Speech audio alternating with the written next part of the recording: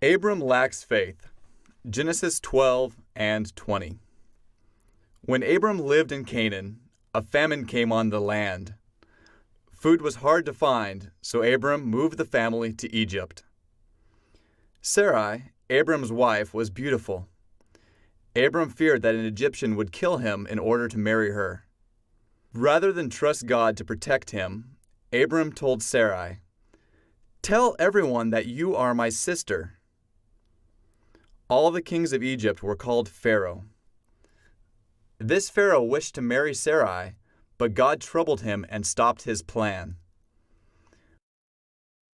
When Pharaoh found out that Sarai was Abram's wife, he was mad at Abram for lying to him. He returned Sarai to Abram and sent them out of Egypt. Years later, Abram still did not fully trust in God. He told the same lie to King Abimelech of Gerar. God had to rescue Sarai by coming to King Abimelech in a dream and warning him not to take Sarai as his wife, or he would die. The rescue of Lot, Genesis 13 through 14. Abram left Egypt and returned to Canaan a very rich man. He had much cattle, silver, and gold. His nephew Lot also had become rich, and the land was not big enough for all their herds of animals. Their herdsmen began to fight, so Abram told Lot, "Pick the part of the land where you want to live, and I will live in the other part."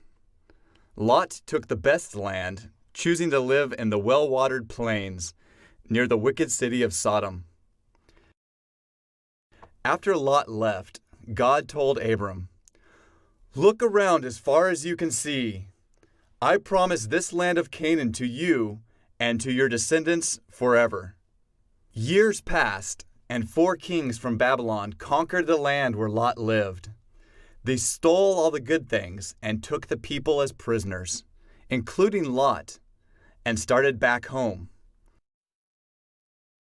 Abram, who was living near Mamre, heard about Lot being captured.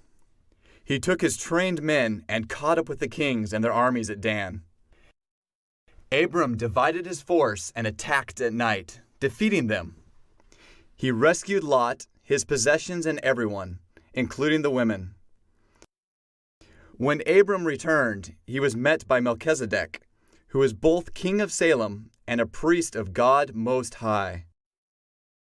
Melchizedek blessed Abram, saying, "Blessed be Abram of God Most High, possessor of heaven and earth, and blessed be God Most High, who has delivered your enemies into your hand."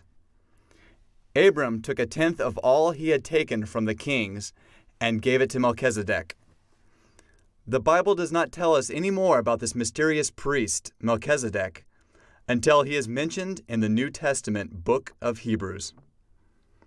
The Hebrew writer explains that Melchizedek was greater than Abram, later to be known as Abraham.